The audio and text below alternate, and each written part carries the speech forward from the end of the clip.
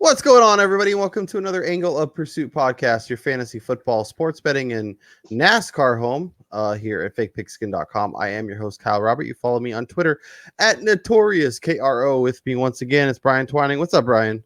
What's going on, Kyle? What a freaking ridiculous Sunday that was. We see Joe Burrow go out for the season and potentially even next year.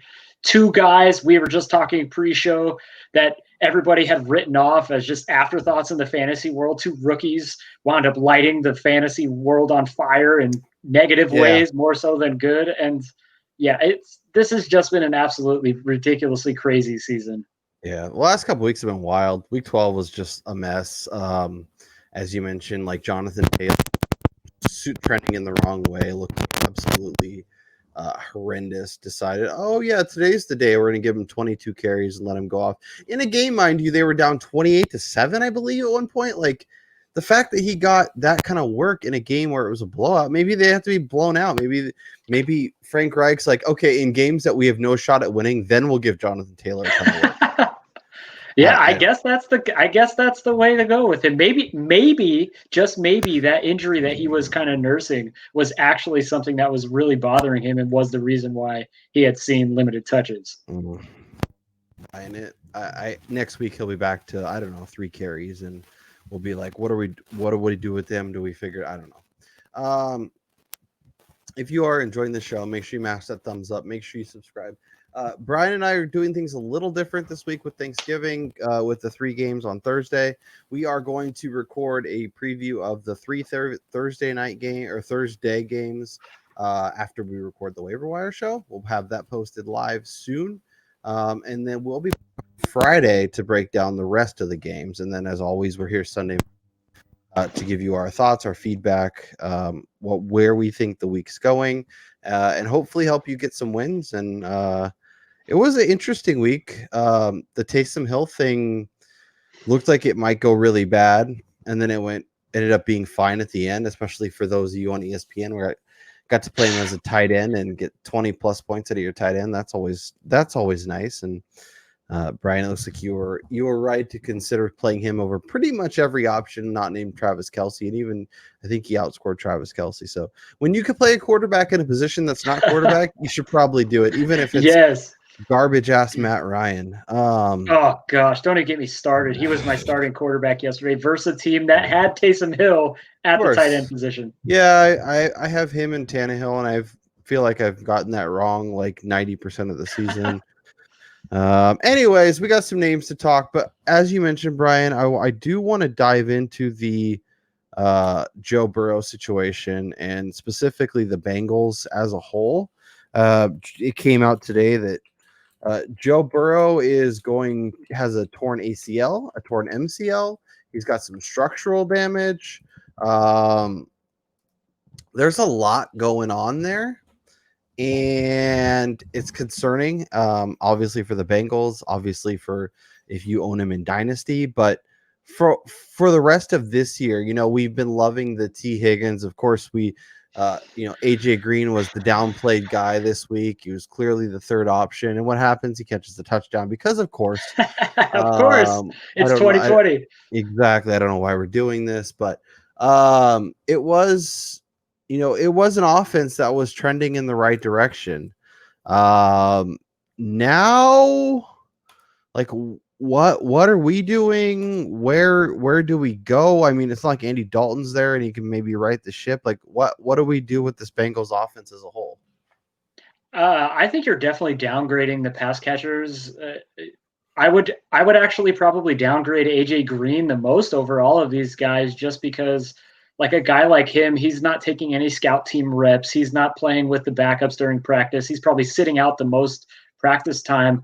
I really don't think this is going to affect T. Higgins as much as what people would think, minus Joe Burrow, because I do think that this offense with Zach Taylor there is going to be run very similarly with Finley at quarterback. I mean, obviously they're not going to be as explosive with him as they were with Joe Burrow's escapability and all that kind of stuff. I'll be interested to see if they start to cycle in a little bit more Samaje Perine and let like Giovanni Bernard, start taking less hits and stuff.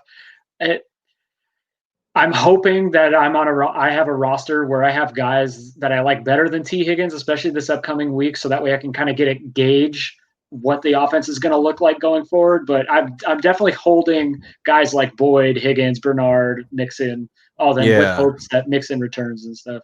I'm holding receivers. If I can do anything to play anybody else, I'm doing it. We've seen Ryan Finley at points, and he has not looked good. Obviously, this is a better offense, better weapons. Not having Mixon isn't ideal, but the Gio Samaje combo should be fine enough. But yeah, I have big questions about what this offense, especially the offensive line. There's a lot going on there. There's a lot of receiving options. Hopefully, your team has some depth there. If not, T. Higgins is probably the guy I feel best about, but I don't feel good about any of them. And to be honest, I might actually just lean on Tyler Boyd as a guy who gets pelted with volume and isn't a guy that needs it, 20 yards down the field, and just could get 6 for 60 and a touchdown maybe. And you're feeling okay. So actually, out of all the Bengals, I think Boyd would be the one I feel the best about. Higgins obviously has upside, and then as you mentioned with AJ Green, who knows? Maybe he's becomes, because Finley's been there, he's the guy that actually emerges as the number one. I don't know. It's gonna be a messy situation, and as you mentioned, if you can avoid it, the best doing so. The Week 12 waiver wire is really, really gross. There's not a lot of names that you should be prioritizing, running out to grab, but there is some names for those of you that are looking to scramble. That being said, there is one name that is above the rest, and that's Gus Edwards. Mark Ingram and J.K. Dobbins are on the COVID protocol, and I think looks pretty likely that they're going to miss Thursday. I think they already been officially yes, ruled out? They've already been ruled out for officially ruled out. So John Harbaugh doesn't get to dick around with the running backs. He has to give this guy all the work.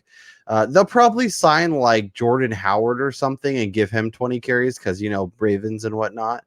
But for a guy who's rostered in less than a quarter of Yahoo leagues, he needs to be added. He needs to be started. If you're playing DFS, especially the Thursday games, he needs to be in your lineups.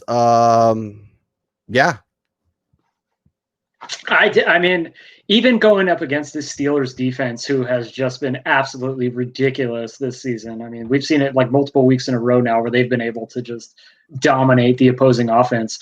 The fact that Gus Edwards, his only competition in the backfield this week is probably going to be Justice Hill, says everything you need to know about how many touches Gus Edwards is going to see. And anytime you can get a guy that is going to receive that kind of volume, you're instantaneously plugging him into your lineup unless you're holding, top 15 options already. He's clearly the only guy that I'm looking to add and, confident starting right away because of that going into week 12. Yeah, it is interesting because Justice Hill, while he didn't get any touches in the game against the Titans, he did see 11% of the snaps over Mark Ingram, obviously less than Dobbins and Gus Edwards. So I do think if you're scrambling and worried it's not insane to pick him up and play him. Like, I don't know that I'll feel good, but this is a Ravens offense that has consistently shown the willingness to deploy a couple options and not just force feed one guy. The one thing I will say about that, though, is that Lamar Jackson, he's not the kind of quarterback that's going to dump it off to the running back, letting him take those 3 yards. Instead, he's going to take off and run for those 3 yards. So I'm not confident, especially in a full PPR league with like a Gus Edwards or a Justice Hill, going into week 12 against the Steelers defense, who is so good against every position. I'm looking at the rushing numbers, especially in a half PPR or standard league for Gus Edwards. The one thing I will say, though, is against opposing running backs that if they have a weakness, that's where it is. James Robinson, 73 yards on Sunday. The Bengals got almost 80 yards. Your Dallas Cowboys went for over 100. J.K. Dobbins had 113 yards against them when they played the first time. So of the positions that are able to do anything, especially if Lamar can provide a little balance, he showed some flashes, made some nice plays to Andrews. Andrews was a lot more involved on Sunday. So if the passing game falls, then maybe Edwards gets some few more shots. I expect this game to be fun, 24-21, something like that. And I think there is going to be opportunity. But yeah, if you need a running back this week, Gus Edwards is absolutely that guy. If you're not able to pick him up, if he's already rostered elsewhere, there's a couple names. It's going to get gross, but we're going to do it. We're going to start with old man Frank Gore, 10% rostered. The Jets offense looked decent on Sunday, which is very un-Jets-like of them. They've scored more touchdowns the last 2 games than they scored the previous 7 games or 8 games of the season combined. So we're looking at, they finally kind of found their way. Well, yeah, I mean, Adam Gase took over as play caller, and they actually look good. So maybe he's a good play caller and a terrible coach. And if he just runs the show, even with Joe Flacco, they can figure something out. I do want to know: do the Jets go 0-16? No, I think with the return of Sam Darnold, I think they're able to sneak a victory somewhere in the remaining schedule. I know they have a 20% chance of going 0-16 right now, but I do think that there is a possibility that if Sam Darnold finally gets healthy and is able to play for them, I think they're able to do just enough to, beat somebody coming up. Like they get their schedule. You tell me where the win is. They play at home versus Miami. I think they could. I think this is so going into this week. Sam Darnold is supposed to return to practice.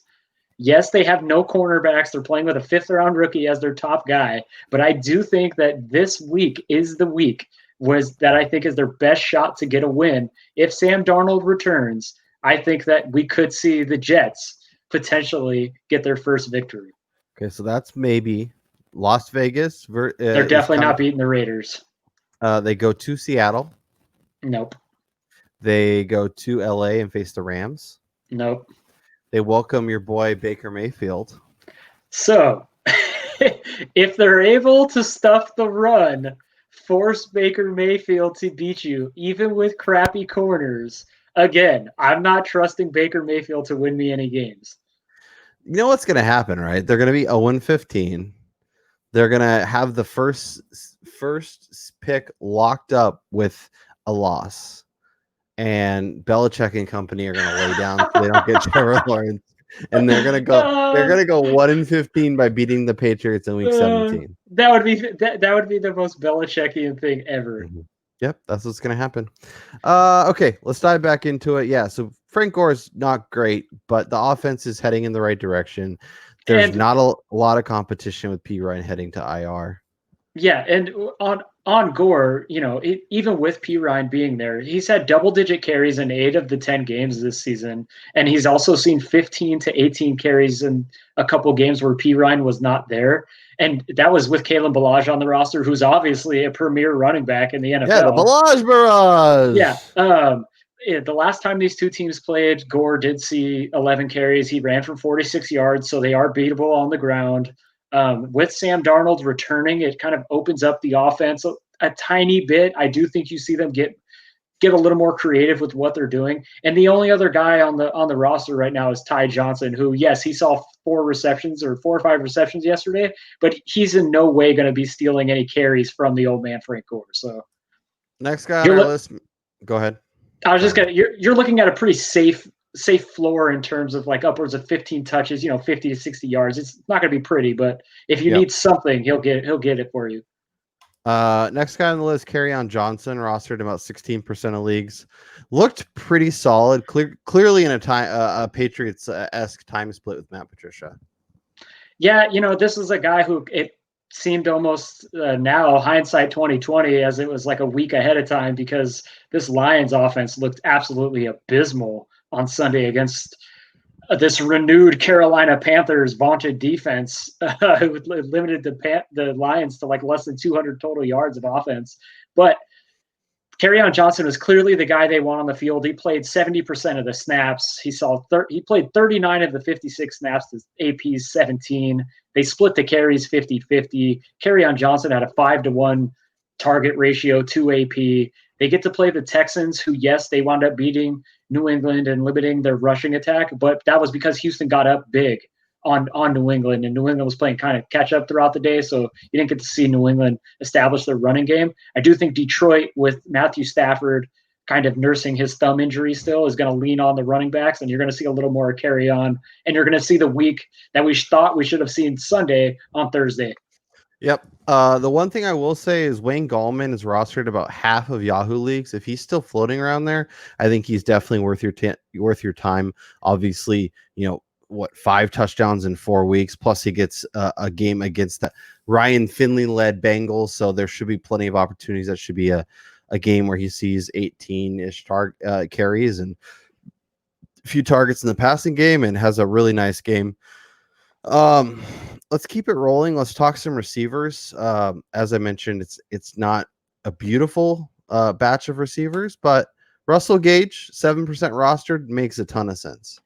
Yeah, this is a guy who at the end of last year and kind of at the beginning of this season, just kind of expecting this Atlanta pass offense to be extremely explosive that we were on. He's kind of faded out of the system this year, but now with Julio Jones battling his hamstring issues again, and Raheem Morris coming out today already saying he's not sure if Julio is going to be able to play, Russell Gage, converted 7 of 12 targets yesterday for 58 yards against the Saints, who absolutely demolished Atlanta in a game where Matt Ryan just looked lost.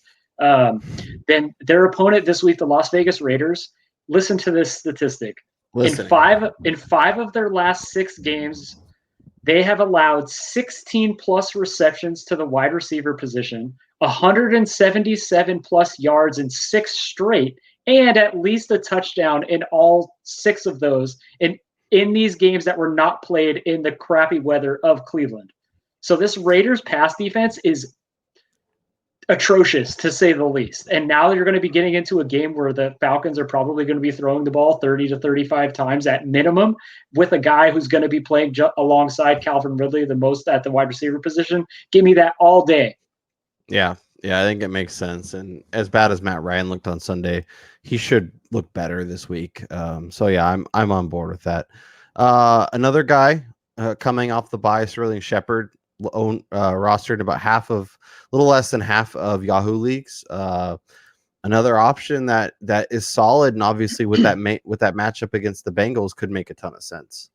Yeah, this is kind of a look ahead ad. I know that the matchup against the Bengals is going to be pretty nice. The weather might not be so nice, but Starlight Shepard, he has six or more receptions in 4 straight games. He has 6 or more receptions in 5 of the 6 games he's played this year. So he's definitely getting kind of the target share, and he's not running those deep routes. So he has a good connection with Daniel Jones. Amongst wide receivers in the NFL, I think the Giants have the number 1 strength of schedule remaining on their games. So you're looking at a guy that you could be adding, and especially in a PPR league, if you're able to get him going forward, they have the easiest remaining schedule for wide receivers in fantasy. Yeah. So he and if Darius Slayton is out there in a league that somebody got tired of him, I'd be looking to add him right away too. Yeah.